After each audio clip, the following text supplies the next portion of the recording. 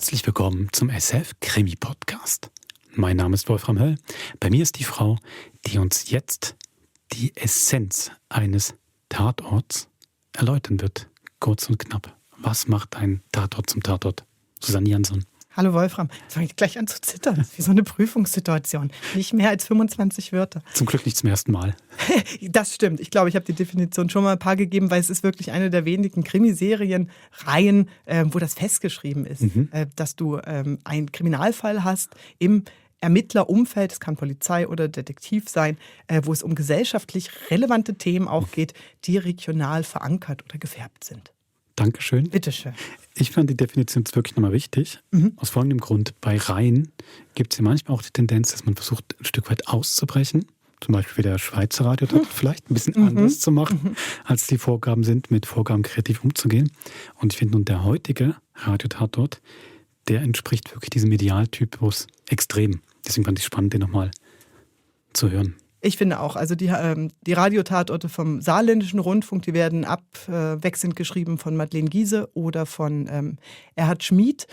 Und da finde ich auch, können wir auch nachher drüber sprechen, da steht vor allen Dingen die Setzung des gesellschaftlich Relevanten und die Radiotatorte werden ja jedes Jahr produziert, also auch aktuellen Themas stehen wirklich fühlbar im Mittelpunkt. Mehr als in anderen Tatorten, auch beim Schweizer Radiotatort, das stimmt. Schlachtfelder heißt das Stück.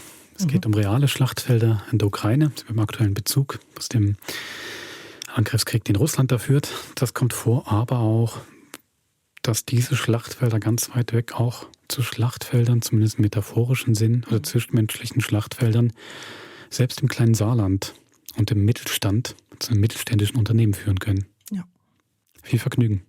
Viel Spaß.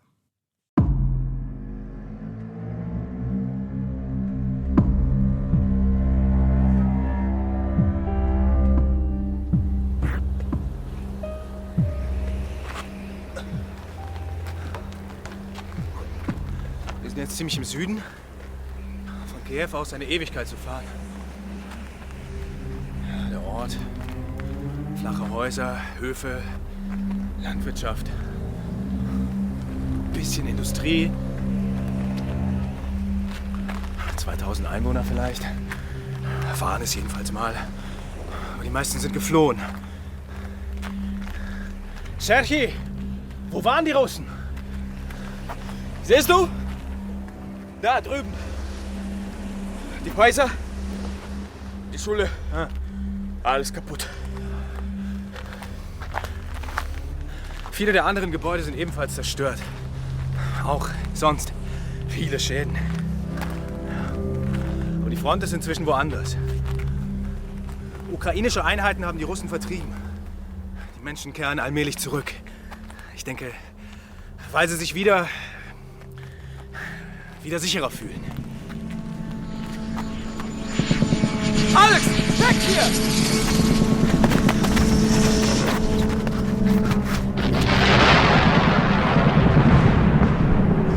Go, go, go!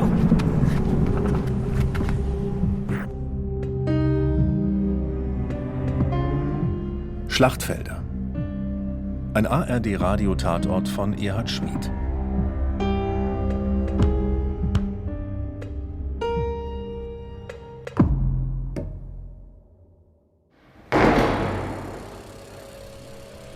Moin, moin.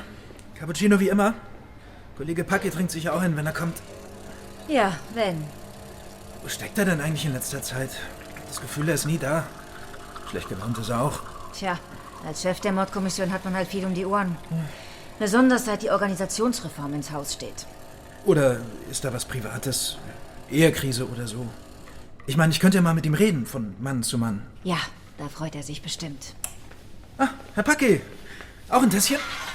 Hatte bereits 3. Schon wieder eine Sitzung. Das wisse doch, eine Arbeitsgruppe jagt die nächste. Packe, Mordkommission?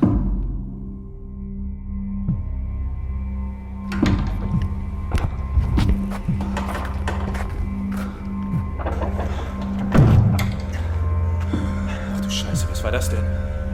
Auch eine Drohne? Das passiert jeden Tag. Kann passieren. Die Russen sitzen irgendwo 10 Kilometer weg, 100, 500 und schicken sie los. Und dann ist der Terror da. Oder? Und es ist Terror, weil militärisch hat der Ort auch gar keinerlei Bedeutung. Die Russen wollen was anderes. Ja, das denke ich auch. Sie wollen zeigen, dass man eben nicht sicher ist. Egal, wo die Front verläuft.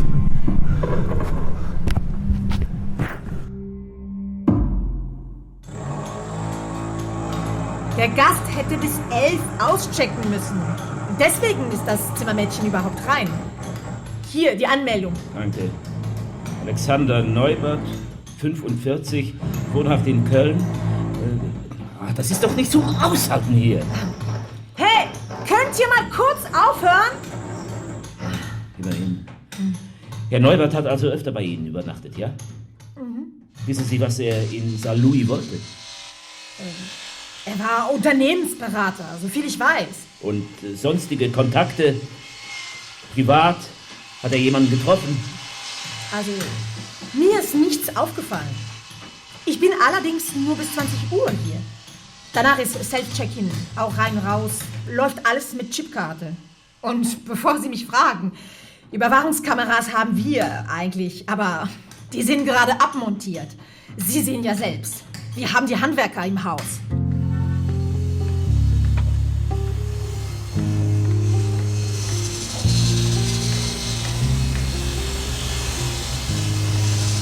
Der Arzt hat unseren ersten Eindruck bestätigt. Der Mann ist erschlagen worden. Tatort war allerdings Fehlanzeige. Wird man ja wahnsinnig. Ein stumpfer Gegenstand. Knüppel, Hammer, irgend sowas. Also ich würde auf der Stelle ausziehen. Das sind die Notizen, die in seinem Zimmersafe lagen. 2 Blöcke voll. Auf die Schnelle wird man daraus aber nicht schlau. Und hier, so eine Art Aufnahmegerät. Steckt in seiner Jackentasche. Ja, der Baller soll sich drum kümmern. Boah, krass der Lärm hier, oder? Kriegt man da eigentlich sein Geld zurück? Oh, jetzt fängst du auch noch an. Herr Packe? Ja. Mir ist noch eingefallen. Herr Neubert. Also, normalerweise kam er mit dem Auto. Diesmal nicht. Er ist mit dem Flugzeug angereist. Hat er ganz nebenbei erwähnt.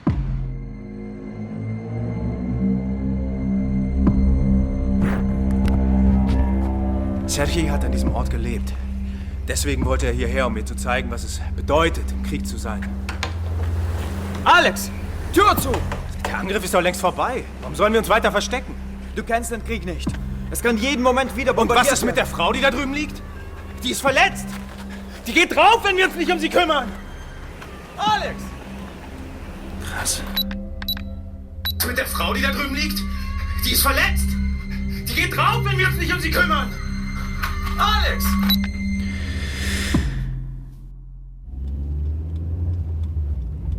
Dass man nach Saarbrücken fliegen kann, ist mir klar. Aber nach Düren? Gehört das nicht zu Wallerfang? Wieso hat dieses Kaff einen Flughafen? Es ist kein Flughafen, es ist ein sogenannter Verkehrslandeplatz. Sowas gibt's überall. Ein paar Gebäude, ein kleiner Tower, eine Start- und Landebahn, oft nur aus Gras. Also nichts für die großen Brummer. Der Saarland-Rundwanderweg führt übrigens in der Nähe vorbei. Den wollte ich schon immer mal gehen, aber man kommt ja zu nichts.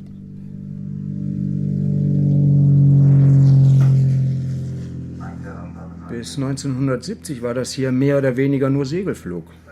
Aber Sie wissen ja, Kohle und Stahl, die anderen großen Industriebetriebe. Da hat man gedacht, wäre nicht schlecht, wenn die Bosse bis vor die Haustür fliegen könnten. Seitdem haben wir eine Asphaltbahn. Aber das war schon immer die Ausnahme.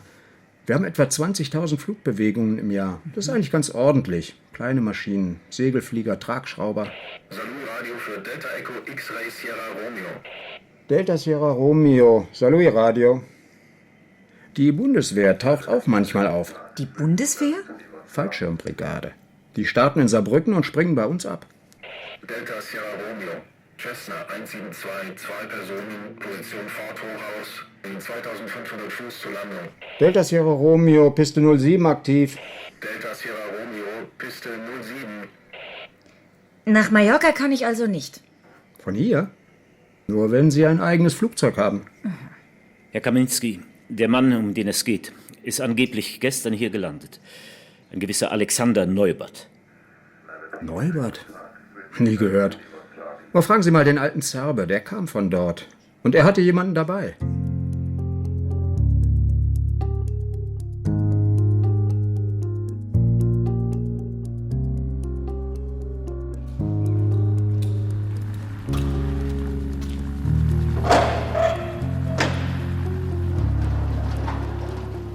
Tolles Flugzeug. War bestimmt nicht billig. Für irgendwas muss man sein Geld auch ausgeben. Sind Sie schon mal geflogen? Nicht mit so kleinen Dingern. Herr Zerbe, Sie fliegen regelmäßig nach Hannover. Zu unserem Zweitwerk, das ist richtig. Ich könnte die Meetings auch per Video, aber das ist nichts für mich. Außerdem komme ich so auf die nötigen Flugstunden. Als Pilot müssen Sie pro Jahr... Und da nehmen Sie manchmal jemanden mit?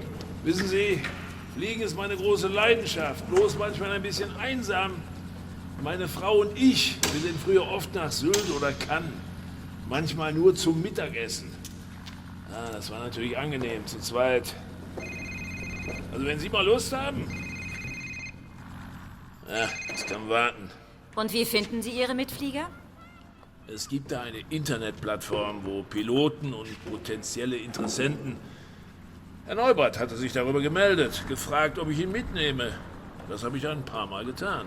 Ach, es war gar nicht Ihr erster gemeinsamer Flug. Worüber haben Sie gesprochen? Übers Fliegen, die Landschaft, was man so redet. Und gestern, nach der Landung? Habe ich ihn mit nach Saarlouis genommen, so wie immer.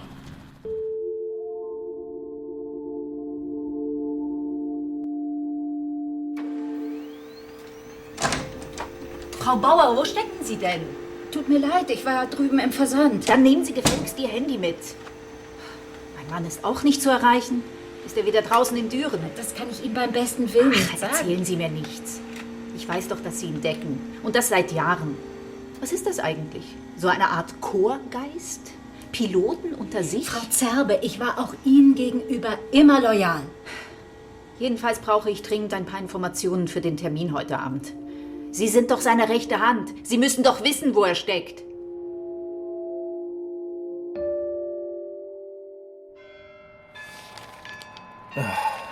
Diese Notizen aus dem Zimmersafe, das sind die reinsten Hieroglyphen.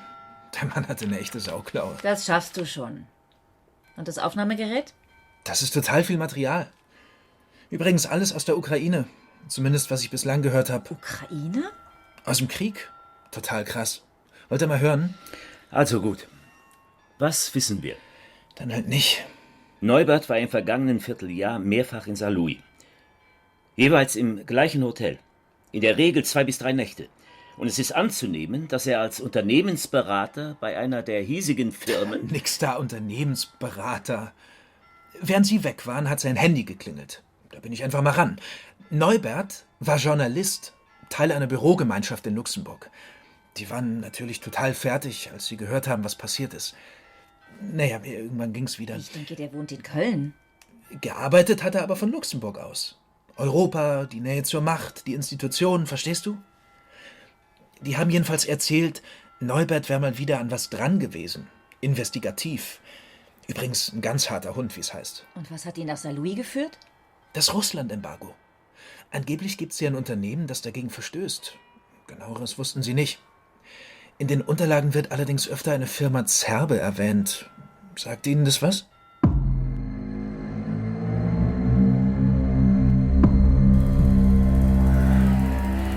Okay. Die Soldaten geben ihr Leben. Für uns. Für die Freiheit. Und Sie fahren alle an die Front? Siehst du das nicht? An ihren Gesichtern. Dort warst du auch, hä? Bis du deinen Arm verloren hast. Aber du kämpfst weiter. Auf deine Art. Wie geht's deiner Familie? Deiner Frau, den Kindern? Gut. Ich denke. Nur Köln ist weit weg. Sehr weit. Aber Hauptsache, sie sind in Sicherheit. Ja. Du warst bestimmt ein guter Lehrer. Einer, der sich sehr um seine Schüler gekümmert hat. Die zerstörte Schule hier. War das deine?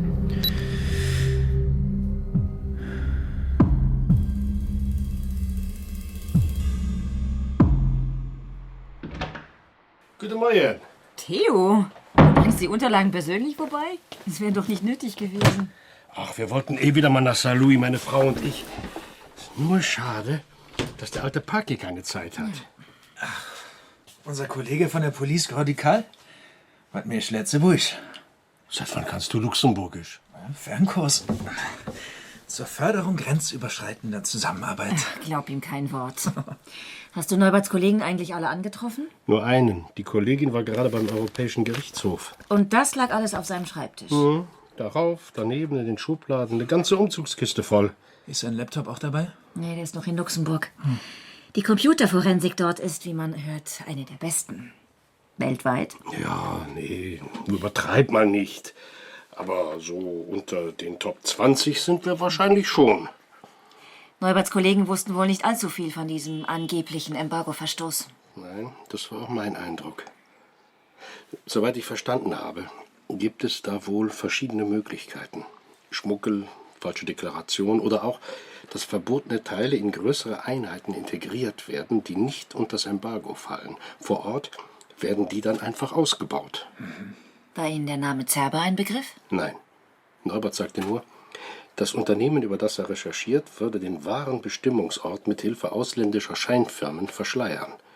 Die Lieferungen gingen zunächst in die Türkei und von dort nach Aserbaidschan und dann anschließend... In Neuberts Notizen aus dem Hotel werden Fotos erwähnt. Fotos von Drohnen, die beweisen sollen, dass Komponenten der Firma Zerbe verwendet worden sind. Und diese Tonaufnahmen? Tja, das war wohl Neuberts Arbeitsweise. Neben den Artikeln hat er auch so eine Art Podcast gemacht. Dafür brauchte er Material. Ja, immerhin weiß man dadurch, wie es klingt, wenn jemand getroffen wird. Hier zum Beispiel... Was ist mit dir los? Mach das aus. Jetzt warte doch mal. Tim, es ist gut jetzt.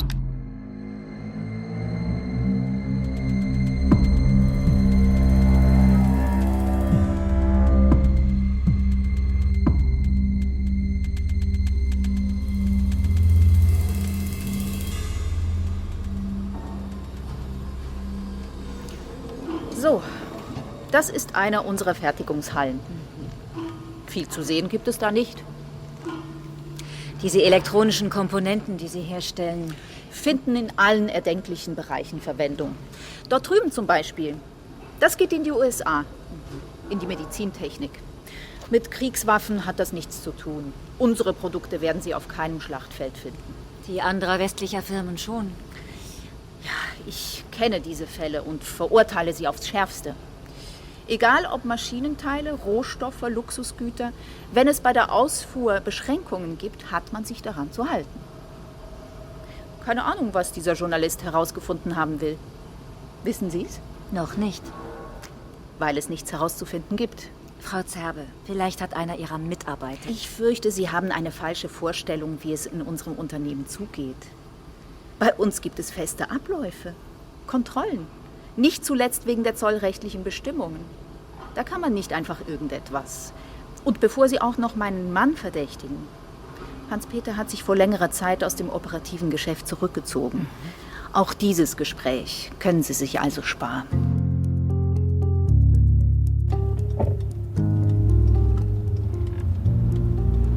Frau Gentner, Sie holen mich jetzt bitte ab. Ihre Arbeitsgruppe tagt doch noch. Ja, muss ich mich Ihnen gegenüber jetzt rechtfertigen, oder Natürlich nicht. Oder bestehen Sie mal wieder auf einen Ihrer typischen Alleingänge? Ich vertrete Sie, mehr nicht.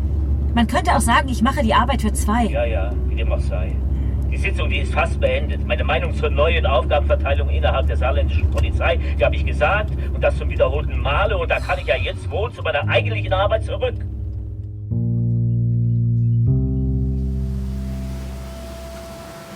Russland-Embargo.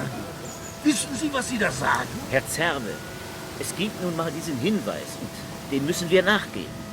Es könnte sich um ein mögliches Motiv... Was denn für ein Motiv? Irgendein Schmierfink glaubt, was entdeckt zu haben, schleicht sich bei mir ein und Sie... Herr Zerbe, regen Sie sich bitte nicht wieder auf. Unser Unternehmen steht für Qualität, Verlässlichkeit, Integrität. Das mögen Fremdworte für Sie sein in Verbindung mit wirtschaftlichem Handeln. Aber solange ich etwas zu sagen habe...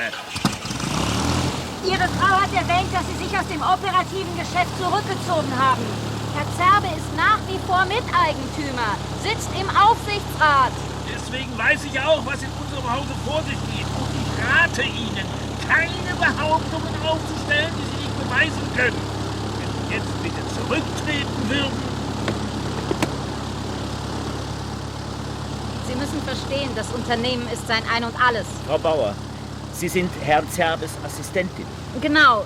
Ich besorge die Korrespondenz, koordiniere Termine. Kümmern sich um sein Flugzeug. Wir teilen die gleiche Leidenschaft. Streng genommen hat er mich erst dazu gebracht. Inzwischen darf ich die Maschine sogar fliegen. Wie lange arbeiten Sie schon für ihn? 15 Jahre. Und er konnte sich immer auf mich verlassen. Na, da hat es wohl wenig Sinn, Ihnen weitere Fragen zu stellen. Über interne Angelegenheiten? Nein.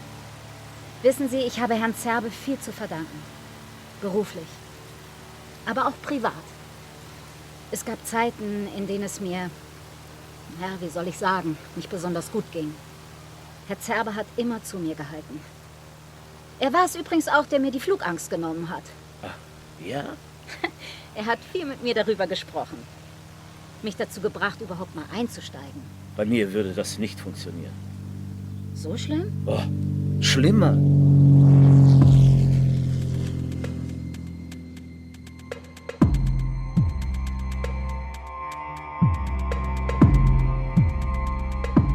Elektronische Komponenten. Bestimmt kein einfaches Geschäft in der gegenwärtigen Situation. Was meinen Sie damit? Ja, American First, chinesische Dumpingpreise. Und der russische Markt ist ja auch weggebrochen. Na, wir haben guten Wind. Ich denke, in einer Stunde sind wir in Saarlouis. Okay. Wie verhindern Sie eigentlich, dass Ihre Komponenten am Ende doch in Russland auftauchen, trotz des Embargos? Ach, das ist ein weites Feld. Aber ich kann Ihnen versichern, wir sind in allen Bereichen hervorragend aufgestellt. Wenn Sie wollen, schauen Sie sich unsere Firma doch mal an.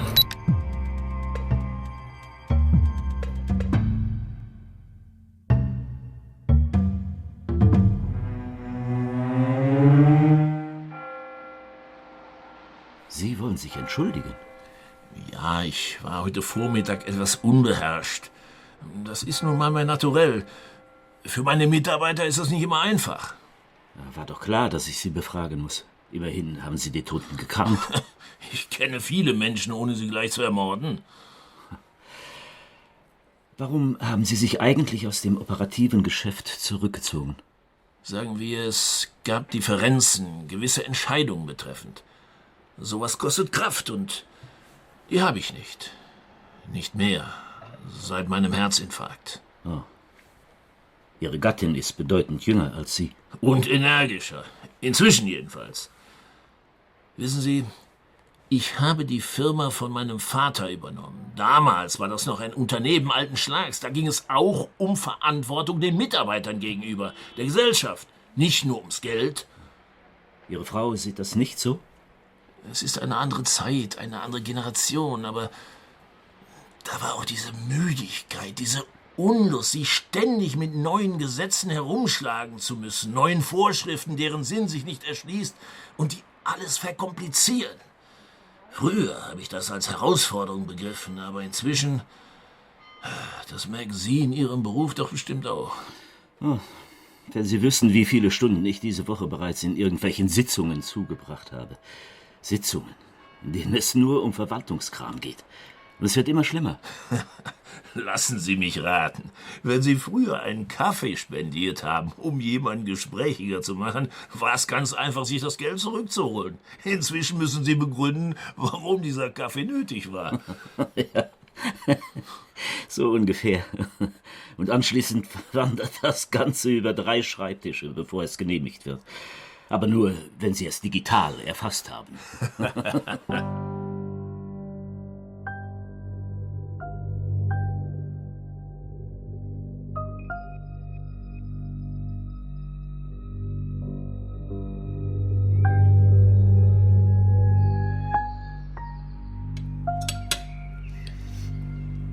Schön, dass wir wieder einmal gemeinsam zu Abend essen.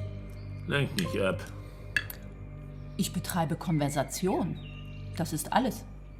Immerhin sind wir verheiratet, falls du es vergessen hast. Ausgerechnet Russland. An diesem angeblichen Embargo-Verstoß ist nichts dran. Das kannst du mir glauben. Das habe ich schon oft genug getan. Leider. Du solltest nicht wieder den Fehler machen, Privates und Berufliches zu vermischen. Lea, deine Affären sind mir inzwischen egal. Und bitte unterlass den Plural, ja? Du weißt, dass das nicht stimmt. Wer war das damals eigentlich?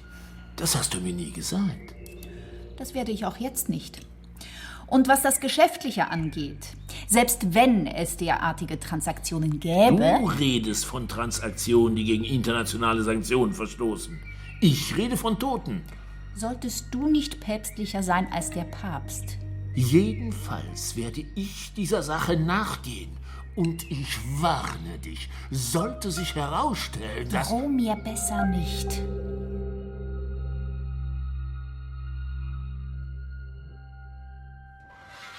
Hier, dein Cappuccino. Seit wir diesen Kaffeeautomaten haben, wird unser Flur immer mehr zu einer Art Stehkaffee. Fehlt bloß noch die Kuchentheke. Na, was sollte das eigentlich gestern, als Theo hier war? Uns diese Aufnahme vorzuspielen? Das hat mich schon die ganze Zeit genervt. Dauernd reden wir über den Krieg, die Drohnen, da geht's um wer weiß wie viele Tote.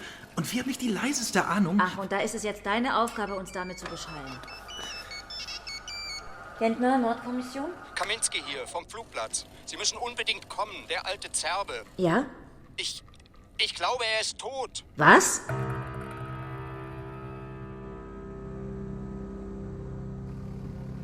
Eine Leiche im Cockpit. Hatten Sie sowas schon mal? Nein.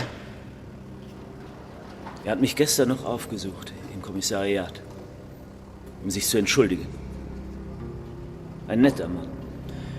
Und dieser Kaminski hat ihn gefunden. Er hat es gemeldet. Entdeckt hat ihn einer der anderen Piloten.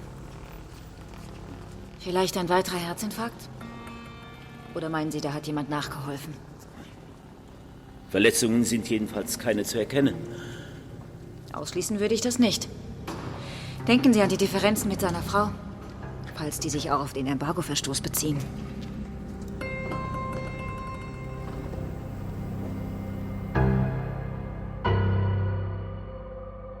Hans-Peter wollte gestern Abend noch mal nach Düren.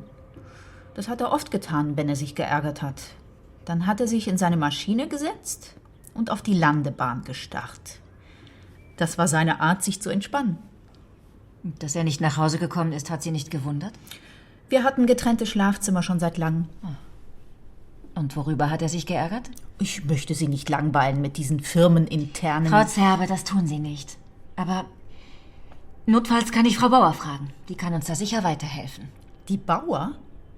Ich kann Sie nur warnen. Eine labile Person, nicht ernst zu nehmen, wenn Sie mich fragen. Außerdem hat sie keine Ahnung. Ging es um diese angeblichen Geschäfte mit Russland? Wissen Sie, mein Mann hat sich schnell aufgeregt. Beruflich wie privat. Da ist es schon mal vorgekommen, dass wir abends... Naja, auch die Ehe ist eben manchmal ein Schlachtfeld. Aber solange man seinen Gegner kennt, seine Stärken und Schwächen. Leider waren die Maßstäbe, die er seit geraumer Zeit angelegt hat, nicht immer praxistauglich. Was meinen Sie damit? Dass jedes Unternehmen manchmal gezwungen ist, fragwürdige Entscheidungen zu treffen? Entscheidungen, die Ihr Mann nicht mehr mittragen wollte. Die berühmten Grauzonen. Bloß von Putins Angriffskrieg zu profitieren, wäre das überhaupt noch im grauen Bereich? Oder bereits tiefschwarz? Ein weniger duldsamer Mensch als ich würde Ihre Fragen als impertinent bezeichnen. Was hätte Ihr Mann denn getan, wenn es derartige Beweise gäbe? Sie verdächtigen mich.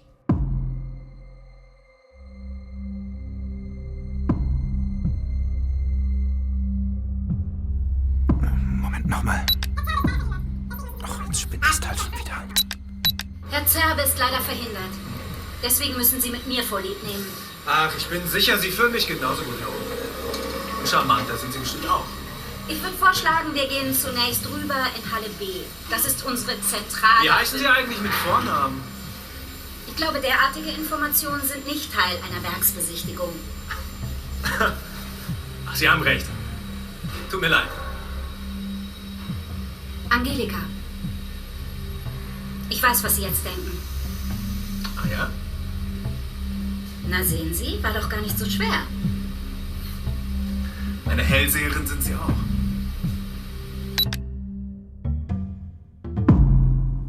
Sie entlassen mich? Sagen wir, ich stelle Sie frei. Dann können Sie sich endlich ausruhen nach all den Jahren. Und das bei vollem Gehalt. Ich verstehe trotzdem nicht. Frau Bauer, seien Sie nicht so schwer von Begriff. Ich hätte Sie bereits vor Jahren entfernt. Sie bekommen das Ganze noch schriftlich. Ihre Chipkarte geben Sie bitte schon mal ab. Jetzt sofort? Ihre persönlichen Sachen können Sie selbstverständlich Wie kann man auch... nur so sein? So kalt, so berechnend. Nicht mal dieser Russe hat es mit Ihnen ausgehalten. Oder haben Sie geglaubt, ich hätte das nicht gewusst? Und Sie haben es meinem Mann nicht gesagt? Andere hätten versucht, Kapital daraus zu schlagen. So bin ich nicht.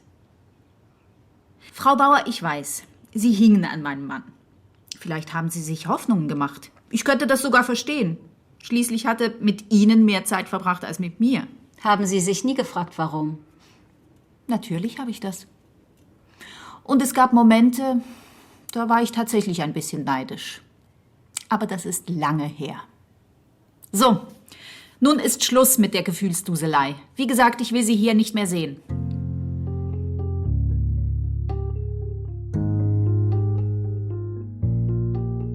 Etwas genauer, bitte.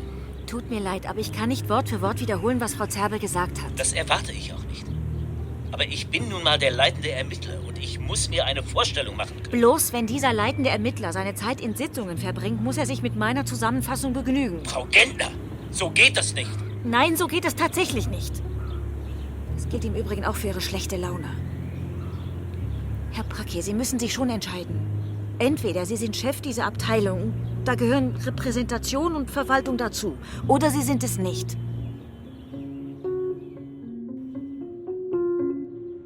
Herzinfarkt? Fremdverschulden liegt also nicht vor. Sieht man davon ab, dass Ihr vorangegangener Streit möglicherweise dazu beigetragen hat. Aber das wäre nun mal nicht strafbar. Damit sind ja wohl alle Unklarheiten beseitigt. Bleibt noch immer der mögliche Embargo-Verstoß, von dem ermordeten Journalisten ganz zu schweigen. Ich gebe Ihnen einen guten Rat. Vergeuden Sie nicht Ihre kostbare Zeit. Was glauben Sie, wie oft schon versucht wurde, unser Unternehmen in den Dreck zu ziehen? Ohne Erfolg. Und Ihre Kontakte nach Moskau? Wissen Sie, die Firma Zerbe pflegt seit vielen Jahren ausgezeichnete Beziehungen zu Russland. Ich selbst war oft dort. Ein faszinierendes Land. Faszinierende Menschen. Ich weiß, die öffentliche Meinung sieht das anders. Putin, der Kriegstreiber, der Aggressor. Und wie sehen Sie das? Ich interessiere mich nicht für Politik. Wann wird die Leiche freigegeben?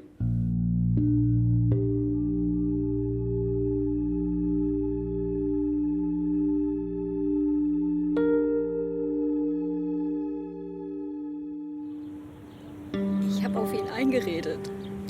Regen Sie sich nicht so auf. Das bringt Sie ins Grab.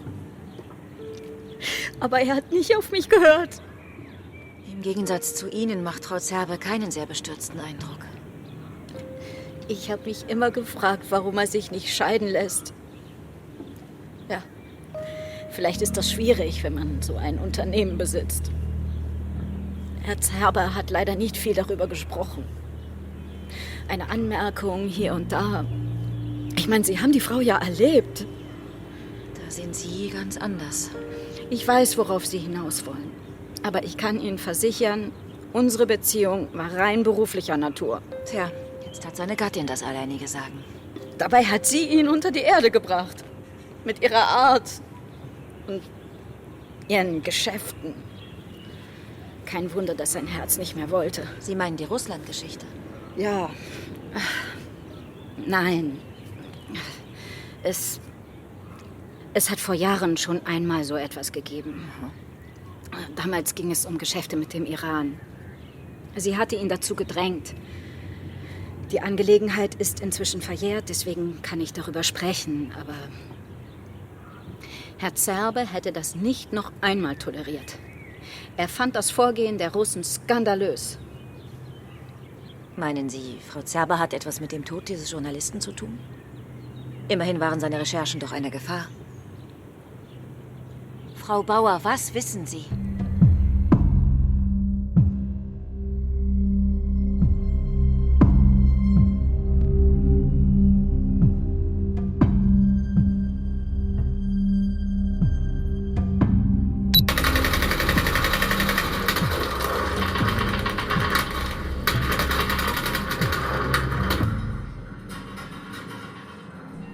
Hört Waller immer noch diese Aufnahmen ab? Er kämpft sich durch. Aber er hat doch hoffentlich mit den letzten Aufnahmen angefangen. Das geht leider nicht.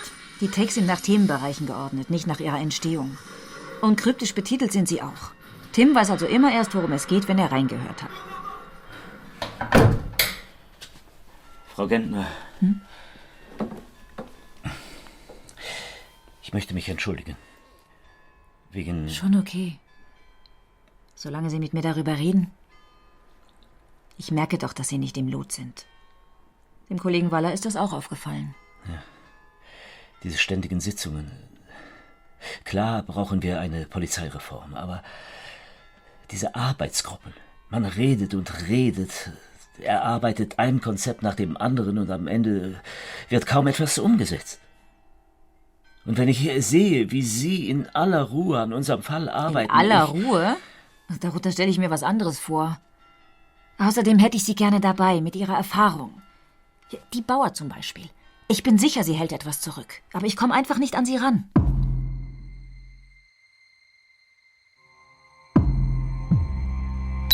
Ja, gute Frage. Ist das moralisch, sich irgendwo einzuschleichen?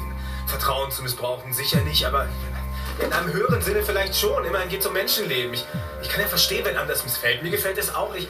Okay, also gut. Ich entschuldige mich, okay? Aber es gibt Wichtigeres. Serhii, mein Informant, mein Freund, mit dem ich in der Ukraine ist. Er ist übrigens tot, ja? Artilleriebeschuss. Aber immerhin hat er getan, was er tun muss. Und das tue ich auch. Jetzt lauf doch nicht weg!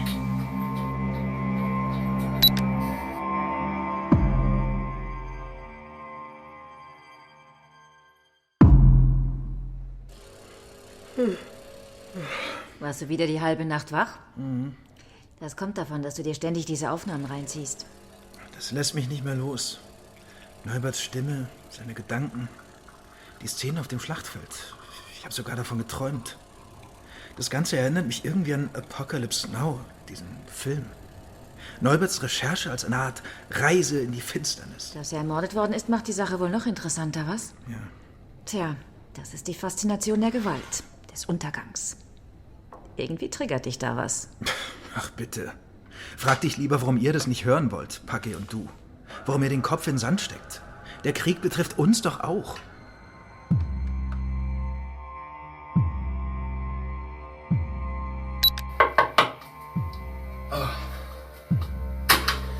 Finde ich gut, dass du es dir nochmal überlegt hast.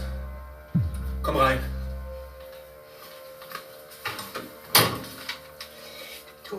Du kannst Herrn Zerbe nicht mit seiner Frau in einen Topf werfen. Das ist doch die Bauer. Er hat mit diesen Geschäften nichts zu tun. Die Firma gehört beiden, also sind beide verantwortlich. Du kennst ihn doch überhaupt nicht. Ja, immerhin bin ich mit ihm geflogen. Sag mal, was ist das jetzt?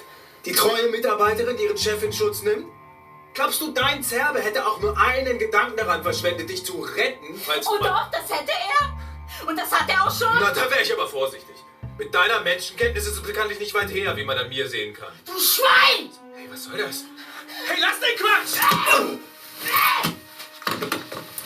Ich werd verrückt.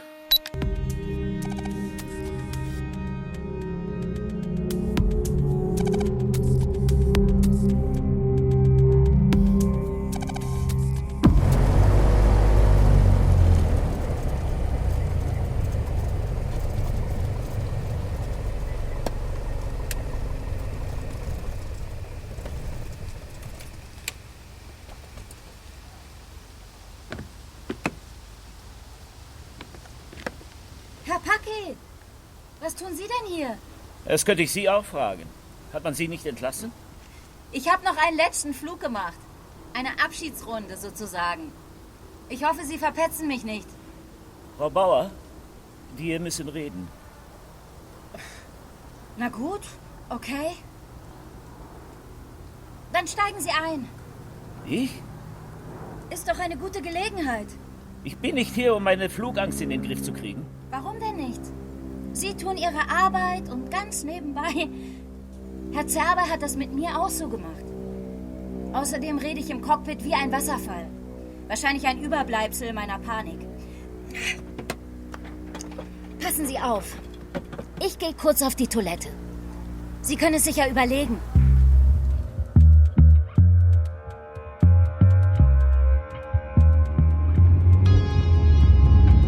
Warum ist die Auswertung von Neuberts Handy eigentlich noch nicht da? Da hätten wir längst gewusst, dass die beiden sich näher kennen. Du weißt, wie das ist. Der eine Kollege ist krank, der andere auf Fortbildung. Deswegen ist die IT auf... Unser Herr Paki wird sich jedenfalls freuen. Wo steckt er eigentlich?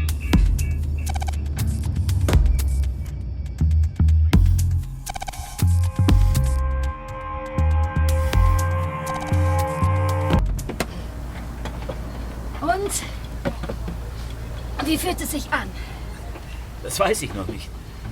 Konzentrieren Sie sich einfach auf mich. Nur auf mich. Also, was kann ich für Sie tun? Sie können ehrlich sein. Mir die Wahrheit sagen. Das tue ich doch. Frau Bauer, es geht hier nicht um eine interne Firmenangelegenheit. Ein Journalist ist ermordet worden. Jemand, der über die Firma recherchiert hat. Also ich weiß wirklich nicht, was ich noch dazu sagen soll. Ich kann verstehen, dass das eine schwierige Situation ist. Besonders, wo Ihr Chef nicht mehr lebt. Aber Herr Zerbe war über den angeblichen Embargo-Verstoß sehr empört. Wäre es da nicht in seinem Sinne... Lassen Sie Herrn Zerbe aus dem Spiel. Ich weiß. Er hat große Stücke auf Sie gehalten. Sie sind verlässlich, verschwiegen, 100% loyal. Aber muss das auch seiner Gattin gegenüber gelten? Immerhin hat Frau Zerbe Sie auf der Stelle entlassen. Also, ich persönlich finde das ziemlich empörend. Frau Bauer, was wissen Sie? Sagen Sie es mir. Es belastet Sie doch. Mist. Was? Ja, ich muss los. Ich habe noch eine Sitzung. Das hätte ich fast vergessen. Herr Zerbe hatte sich von derartigen Verpflichtungen so weit wie möglich befreit. Diese ständigen Meetings. Er hielt das für Zeitverschwendung. Das geht mir nicht anders. Ich habe ihn immer darin bestärkt. Er war schließlich nicht mehr der Jüngste. So wie Sie. In diesem Alter braucht man mehr Ruhe. Mehr Zeit für die wirklich wichtigen Dinge. Auch um sich vielleicht noch mal weiterzuentwickeln. Grenzen zu überwinden. Wenn Sie es jetzt zum Beispiel schaffen, sitzen zu bleiben. Was soll denn das? Dann ist das bereits eine Grenze, die Sie hinter sich gelassen haben. Wäre das nicht toll? Ja? Wo stecken Sie denn? Das glauben Sie mir sowieso nicht. Was ist das für ein Krach? Sagen Sie schon, was Sie wollen. Hören Sie, die Bauer hat Neubert auf dem Gewissen. Woher wissen Sie das? Das Aufnahmegerät lief, als sie ihn erschlagen hat. Vielleicht hat er das Gespräch heimlich mitgeschnitten, um es in seinem Podcast zu verwenden. Wir müssen die Frau festnehmen. Ich kümmere mich darum. Schlechte Nachrichten? Frau Bauer, schalten Sie den Motor aus. Wieso? Fühlen Sie sich nicht wohl? Das ist normal. Aber wenn Sie es aushalten, wenn Sie jetzt nicht kneifen... Es geht nicht um meine Flugangst. Der Anruf, das war Ihre Kollegin. Nicht wahr? Was soll das? Ich wusste, Sie finden es irgendwann heraus. Halt Sie an! Ich weiß, was Sie tun wollen. Mike November, was hast du denn vor? Sie wollen mich verhaften. Und ich gehe für 10, 15 Jahre ins Gefängnis. Bitte nicht eigenständig aufholen. Sie sollen anhalten. Den Gefallen kann ich Ihnen leider nicht tun. Mike November, ich habe keine... Nicht mal hier hat man seine Ruhe. Sie werden sehen, der Staat ist immer das Schönste.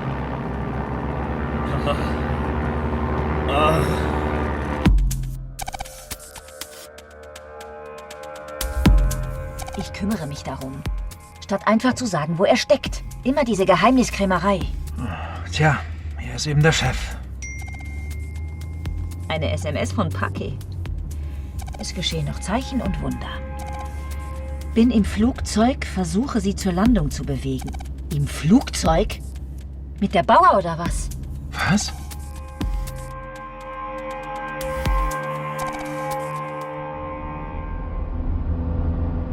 Mir ging es damals genauso. Ich habe auch gedacht, wie kann das sein, dass man fliegt? Nicht abstürzt. Aber das ist reine Physik.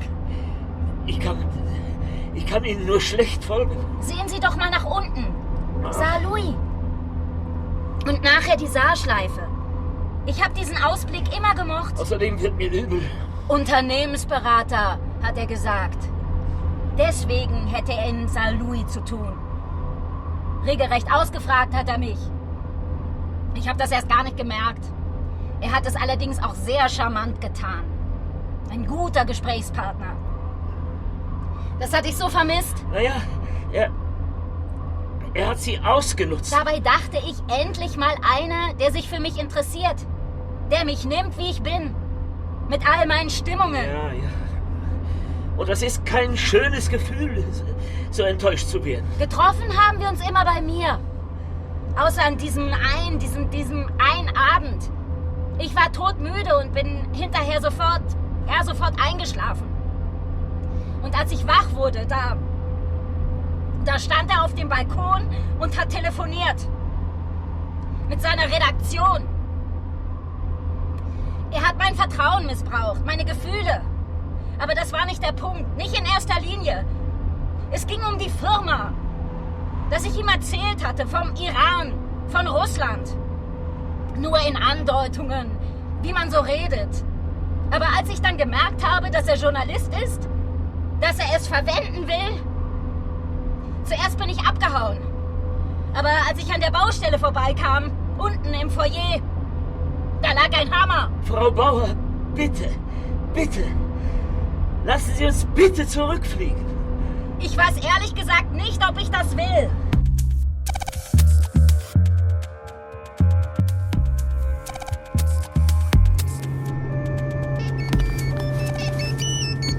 Ja?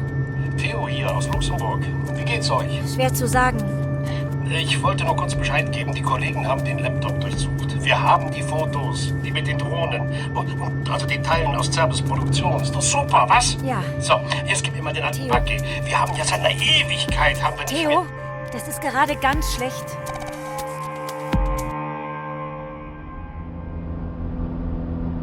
Wissen Sie, Herr Zerbe konnte sich immer auf mich verlassen. Und dann erzähle ich diesem Mann... Dass Sie deswegen Schuldgefühle hatten, das kann ich wirklich sehr gut verstehen. Schon damals habe ich gedacht, ich setze mich jetzt ins Flugzeug und lasse los. Lasse dann einfach los. Das wäre das Beste. Frau Bauer, Sie sind verzweifelt, ja? Andere wären das auch an Ihrer Stelle. Aber das ist keine Lösung. Das ist keine Lösung, sich umzubringen. Das sagen Sie so leicht. Frau Bauer, was machen Sie denn? Fangen Sie das Ding auf! Frau Bauer! Hören Sie auf! Hören Sie auf!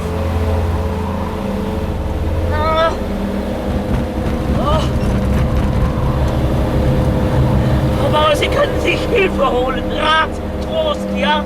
Wir finden jemanden. Ich helfe Ihnen dabei. Wenn ich aus dem Gefängnis komme, bin ich über 60. Eine verurteilte Mörderin. Aber Sie bereuen, was Sie getan haben. Das Gericht wird das berücksichtigen. Verurteilt werde ich trotzdem. Ja, aber das... Ist das der Grund, einen weiteren Mord zu begehen? Verstehen Sie? Vergessen Sie doch nicht, ich sitze hier neben Ihnen. Ich schütze mit ab. Wollen Sie mich auch umbringen?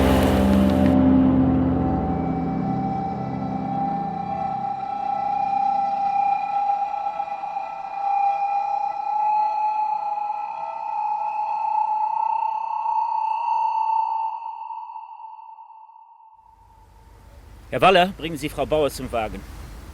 Aber keine Handschellen. Ich denke, das ist nicht nötig. Alles klar. Augenblick noch. Frau Bauer. Danke. Wofür? Dass mein Leben zu Ende ist und Ihres nicht? Ich hoffe, in ein paar Monaten werden Sie das anders sehen. Was haben Sie eigentlich mit dem Hammer gemacht? In die Saar geworfen. Und Sie haben tatsächlich nichts gegen Frau Zerbe in der Hand? Es kommt darauf an, was wir noch finden.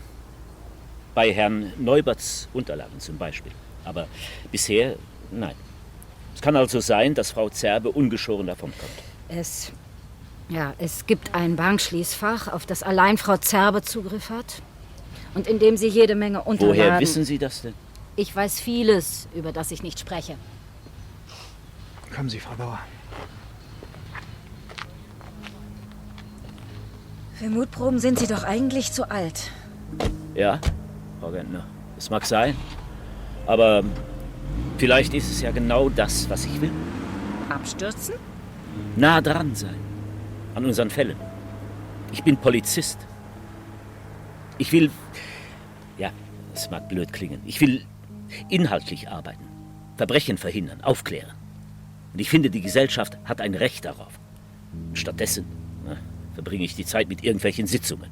Also, das muss sich ändern. Sie wollen doch nicht etwa aufhören? Außerdem hat mir der Kollege Mohn einen Lehrauftrag angeboten. In der Kriminologie. 4 Stunden pro Woche. Also, das würde mir gefallen. Bloß, ich habe natürlich wieder keine Zeit. Was halten Sie davon, wenn Sie die Leitung der Mordkommission übernehmen? Ich? Ja, warum nicht? Sie sind eine gute Polizistin, Sie wollen Karriere machen, Sie sind ehrgeizig und ich glaube, Sie haben das Zeug dazu. Ich soll Ihnen Anweisungen erteilen. Naja, Sie müssen das ja nicht gerade raushängen lassen. Das kommt ein bisschen plötzlich. Ja, denken Sie mal drüber nach. Aber warten Sie bitte nicht zu lange. Nicht, dass ich es mir anders überlege.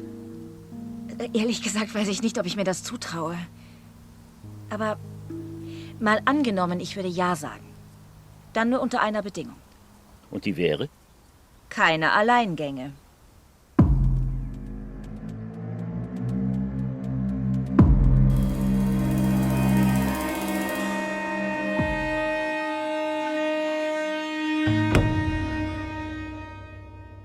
Susanne. Wolfram. Weißt du, was mir so an Hörspielen gefällt oder an Kunst allgemein? Gibt es jetzt eine kurze Antwort oder? Die gibt eine recht kurze. Okay. Das ist natürlich eine rhetorische Frage. Nein, sorry, mir gefällt das, dass man trotzdem nicht so allgemeine Weisheiten rauslassen kann. Bei dieser Szene, wenn unser Kommissar dann ins Flugzeug steigt. Ja. Eigentlich würde man ja sagen, man weiß ja 100%ig, was jetzt kommt. Das ist dann doof, weil es keine Überraschung gibt. Und das jetzt war für mich eigentlich so ein Highlight vom Hörspiel, dass er sich da reinsetzt. Die Frau Bauer heißt sie, oder? Plaudert so munter, flockig drauf los. Wir wissen als Hörer schon, okay, das ist die Mörderin. Dann irgendwann geht die Tür aus, denkt die ganze Zeit, spring doch aus dem Flugzeug, wenn sie den Motor anmacht. Der macht es natürlich nicht und fliegt mit. Und irgendwie finde ich dann doch, obwohl ich genau weiß, was passiert, irgendwie gefällt mir das dann noch. Ich fliege dann mit drin, mit dem Mann, der Flugangst hat. Und man ist mit dieser irren Frau, die dann noch sagt, ja, beim Fliegen komme ich erst recht ins Reden, ist doch wunderbar für Ihre Ermittlung. Mir hat das wirklich Spaß gemacht. Obwohl ich jetzt auf dem Papier gedacht hätte, nein, bloß nicht. Aber hier fand ich doch gut, gefällt mir. Ich steige gern mit ein.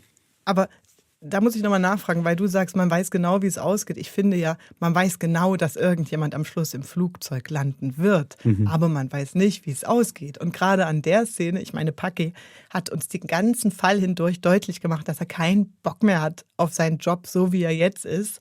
Dass man auch hätte denken können, wenn sie ihn jetzt mitnimmt in den Tod, vielleicht passiert es wirklich. Weil wir ja auch in dieser Konstellation. Die Figur wird rausgeschrieben. Ja, so, also okay. Ich hatte gedacht, es hätte möglich sein können. Weil schon ab dem Moment, wo Tim Waller, der ist jetzt schon ein paar Fälle dabei, aber der ist ja so als Blutauffrischung dazugekommen und seitdem ist das immer ein Thema, dass er zum alten Eisen gehört, wie stabil ist er, oder nein, wie gelenk ist er noch in der Polizeiarbeit. Und jetzt hat er uns ja wirklich einen Fall lang die schlechte Laune, trotz Entschuldigung, so abgelassen, dass ich dachte, oh Gott, jetzt das ist sein Ende. Das ist sein Ende. Stimmt so. Das war vielleicht noch nicht ganz klar. Aber mehr, dass wenn dieses Flugzeug dann dasteht und jemand sagt, er hat Flugangst, dass er sich da mal reinsetzen wird und da was passiert und Gefahr droht. Ich meine, das war die angebliche Tschechowsche Pistole, die aufgehängt wird am Anfang vom Stück. Und man fragt sich immer, wann wird sie mal abgefeuert und runtergenommen. Aber es klang sehr gut. Also man war wirklich sehr in diesem Flugzeug mit drin. Mir hat es überhaupt gefallen, auch davor, dieses Bild, dass der Pilot und ehemaliger Firmenbesitzer da so Leute mitnimmt. Das finde ich super. Der Herr Zerbe? Das finde ich wirklich schön. Er fliegt einfach immer überall hin. Das lüftet ihn gerade den Kopf durch. Klimabilanz, naja, egal. Aber dass er dann gerade noch so doch Anhalter mitnimmt und immer jemand anderes, so ein bisschen halber Mitfahrzentrale, dann noch interessante Leute kennenlernt, was man halt so plaudert darüber. Dieses ganze Element gefällt mir gut. Keine Ahnung, ob es das real so gibt, aber finde ich schön zum Hören, dass man sich dann so kennenlernt. Eine andere, unser investigativer Journalist genau das nutzt, um an ihn dran zu kommen. Das hat mir gut gefallen. Ja.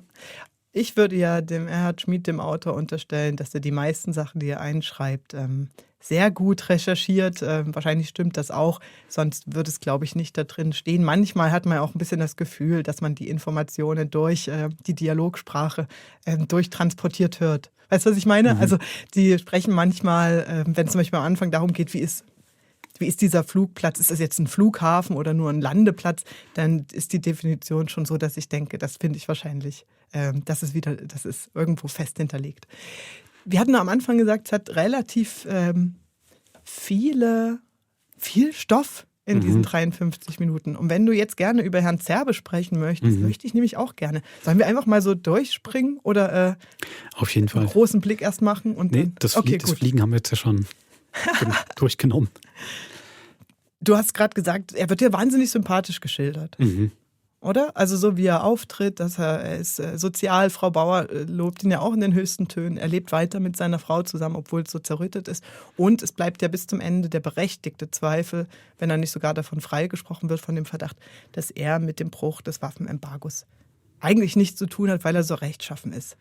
Ja, also ja, man bekommt da schon so, würde ich sagen, so gute alte Bundesrepublik Deutschland serviert. Vom Idealbild her so der Patron oder der gute mittelständische Unternehmer, Familienunternehmer, der eben zu seinen Mitarbeitern und Mitarbeiterinnen schaut, soziales Gewissen hat, soziale Marktwirtschaft mit alle Wortteile werden da quasi idealtypisch verkörpert an diesem Herrn. Ja, ich glaube auch, das wäre so das CDU-Bild in der Reinform, ein bisschen konservativ und dafür stellvertretend ist für mich dann auch dieses Gespräch zwischen Packe und ihm, wo die beiden älteren Herren da sitzen und sagen, früher irgendwie haben wir es doch ein bisschen besser gemacht. Lässt halt außer Acht, dass er sich die jüngere Frau nimmt, die auch mit im Unternehmen einsteigt und er war einfach in viele Sachen involviert. Also da kann er sich eigentlich nicht rausreden, egal ob er jetzt ein schlechtes Gewissen hat oder nicht. Aber er hat sie ja in dem Sinne nicht ausgebügelt, außer zu sagen, in Zukunft mache ich nichts mehr oder wer weiß. Eben Klimabilanz hast du gerade schon angesprochen, dass du zu den Treffen einfach überall hin jettet, statt das online zu machen, einfach weil es ist halt wie früher, als Wetter noch kein Klima war. Genau. Und die Frage, dass er überhaupt quasi einen Rüstungsbetrieb hat oder ein Rüstungszulieferer ist, wird eigentlich auch nicht thematisiert. Könnte man ja machen. Also da fängt ja eigentlich eine moralische Frage, frage ich mich so an und ich frage das jetzt gerade auch unter dem Gesichtspunkt, also wenn Sie sagen, in Deutschland liegt die Wirtschaft am Boden, kann man das ja noch diskutieren, aber der Rüstungsbranche, der geht's richtig gut. Es ist so. Ich finde das mit der Branche übrigens noch einen spannenden Punkt, weil mir trotzdem lang bei dem Hörspiel nicht ganz klar ist, was genau dieses Unternehmen eigentlich ist und was die ganz genau produzieren. Da würde ich dann vielleicht auch mal mit einer kleinen Kritik ansetzen. Für mich wäre das wunderbar, wenn ich merke, es geht um genau ein Teil oder zwei Teile, die da fabriziert werden und die braucht man dann. Am Schluss wird ja gesagt, iranische Drohnen, glaube ich, oder russische Drohnen. Das gehört zu jeder Drohne dazu oder zu jeder Rakete. Also das würde ich total schlucken. Müsste aber den Eindruck haben, das stimmt, sowas gibt es wirklich in der Realität. Und B, da müsste ich es auch so präsentiert bekommen. Und ich habe den Eindruck, das Hörspiel wurstelt sich da so ein bisschen durch, was da genau fabriziert wird.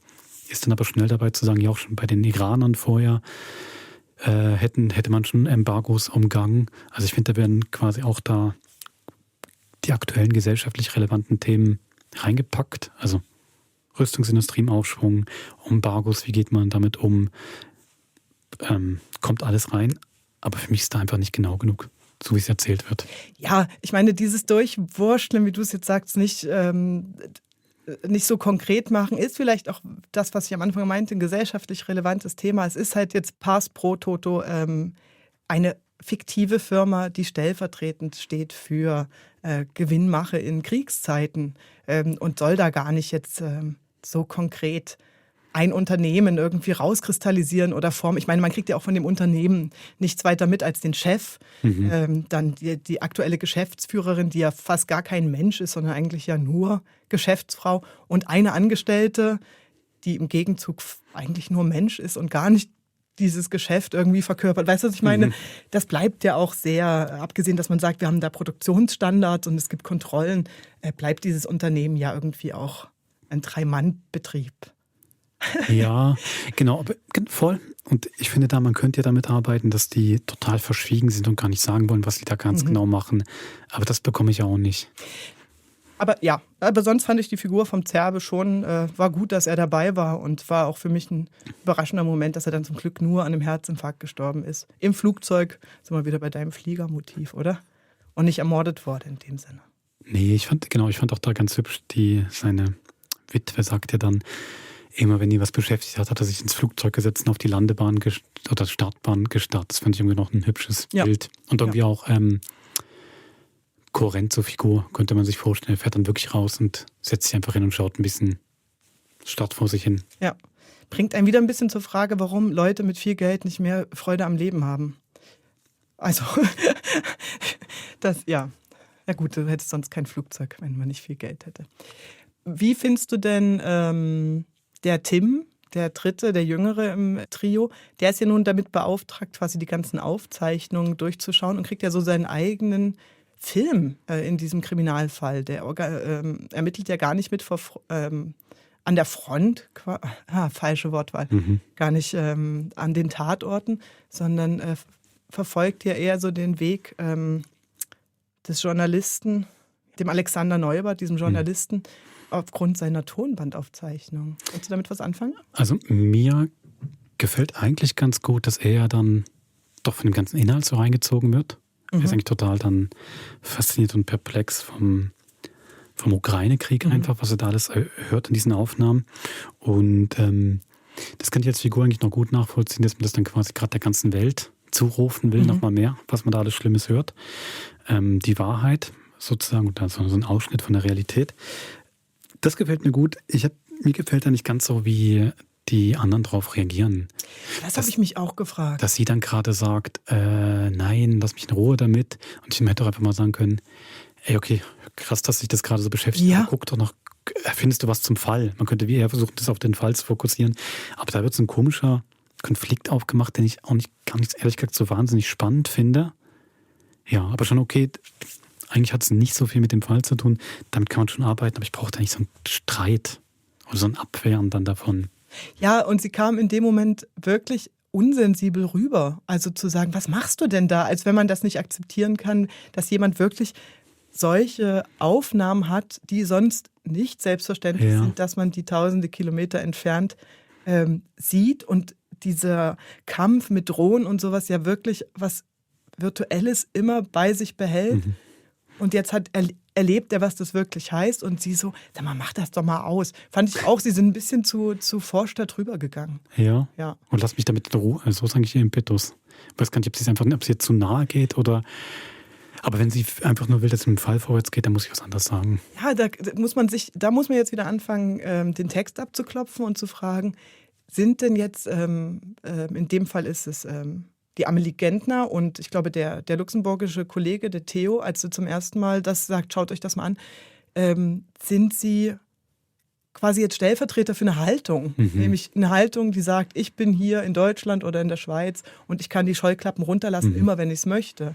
Aber das ist halt, dafür bin ich dann mit den Figuren zu wenig bekannt, um zu sagen, nee, das entspricht voll deren Charakter, weil die sind irgendwie traumatisiert. Oder ist das jetzt quasi, um zu zeigen, es gibt diese Haltung, Leute, die sich damit auseinandersetzen wollen, die den Schrecken suchen und andere, die sagen, ich kann gar nicht so viel davon tragen. Aber selbst das sagen sie ja nicht. Sie sagen ja nicht, zeig's uns mal eine ruhige Minute oder ich kann mich jetzt von dem nicht ablenken lassen. Ja. Lustig fand ich auch, dass der Journalist seine Unterlagen so kryptisch bezeichnet hat. Also es kommt einem so ein bisschen, jetzt finde ich nicht, dass der von dem großen Rechercheteam, Investigativteam von ZDF, ARD und I don't know da losgeschickt wird, sondern eher so ein bisschen eine kleine Podcastbude. Auf eigene Faust. Ja, genau. Ja, es hat sowas, wie das Archiv beschrieben wird, schon sowas von verrückten Professor, der sich allein in seinem Archiv zurechtfindet. Ich fand es eigentlich dann auch ganz hübsch, ist ja nicht chronologisch und eigentlich, wenn ich das schon als Gedanke richtig, weil die Frage, die jetzt die Mordkommission hat, ist ja, wo finde ich was zum Mord am Journalisten?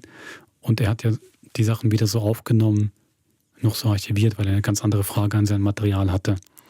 Das fand ich insofern eigentlich schon wieder irgendwie noch clever und gut, das so kurz reinzubringen.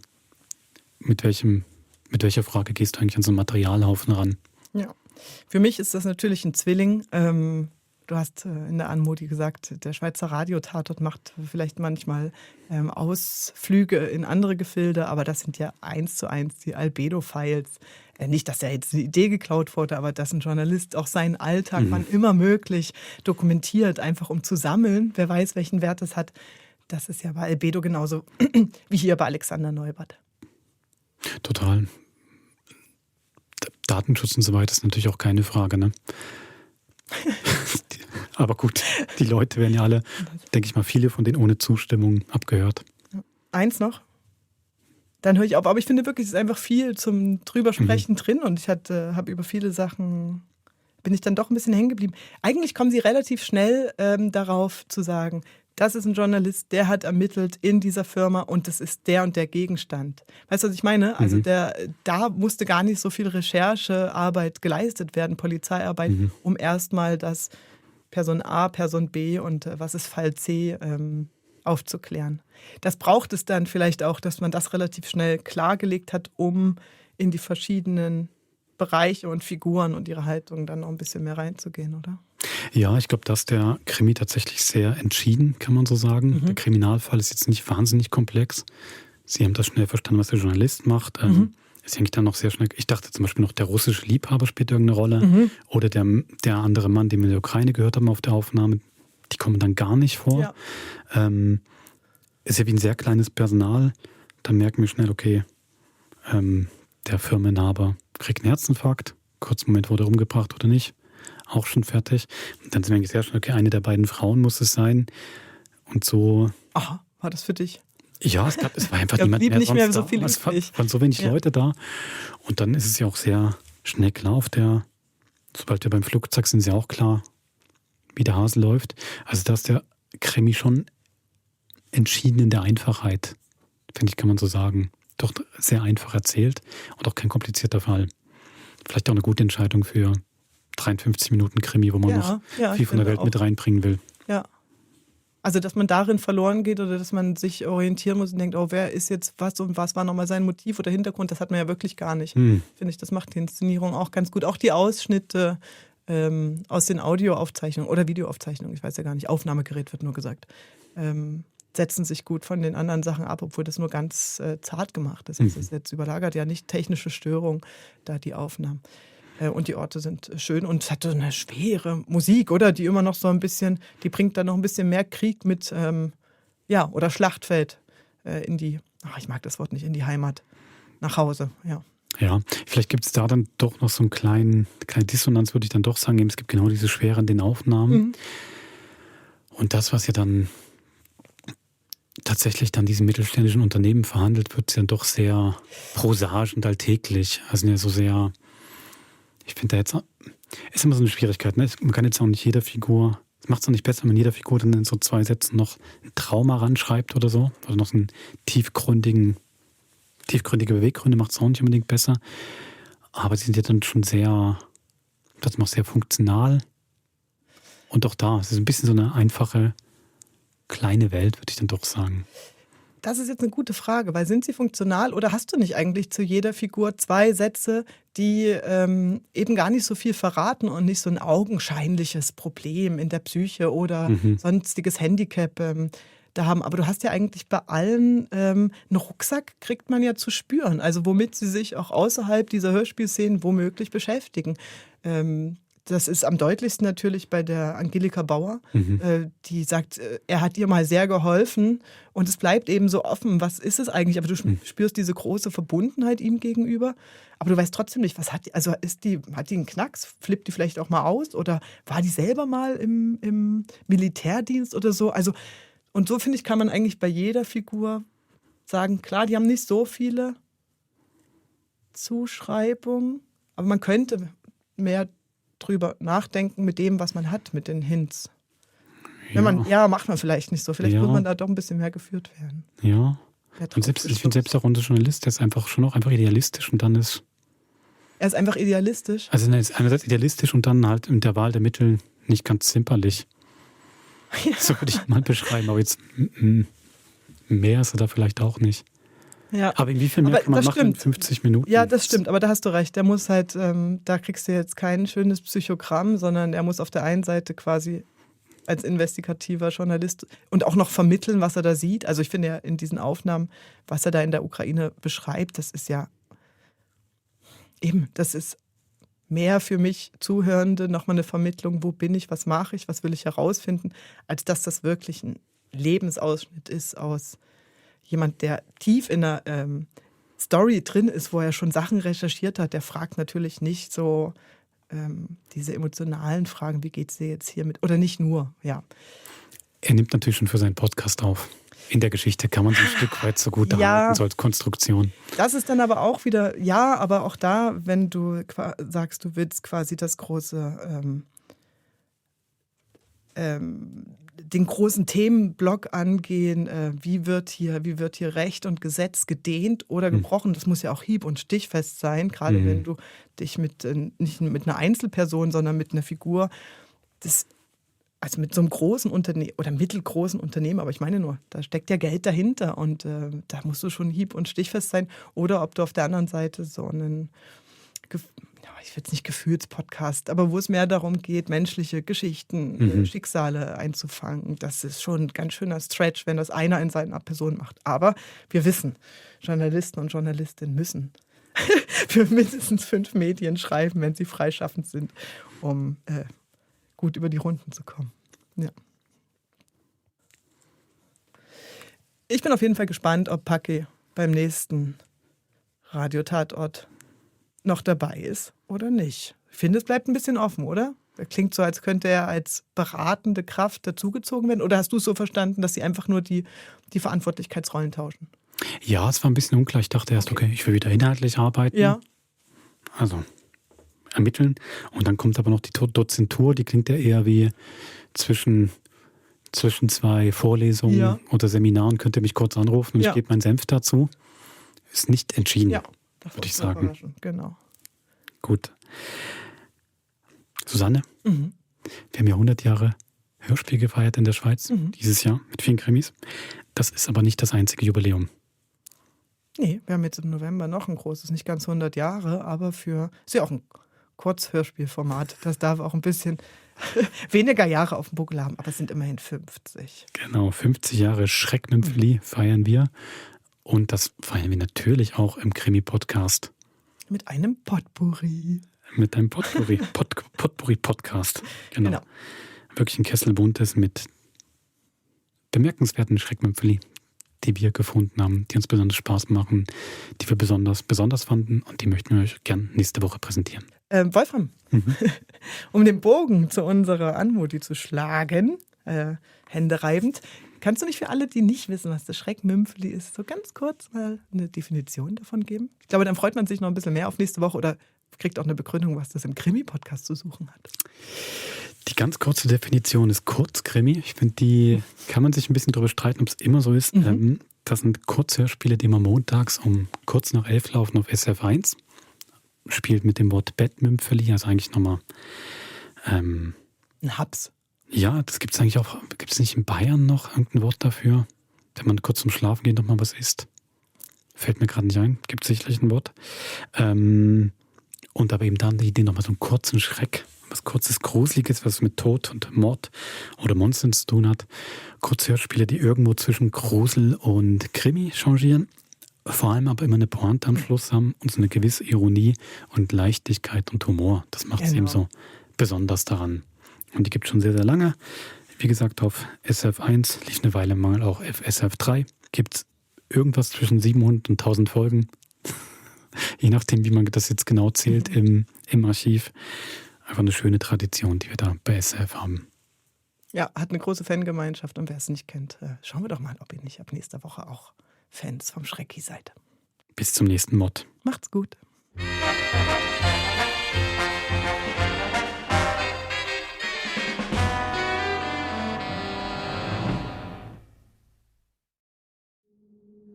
Das war ein Podcast von SRF. Produziert im Auftrag der SRG.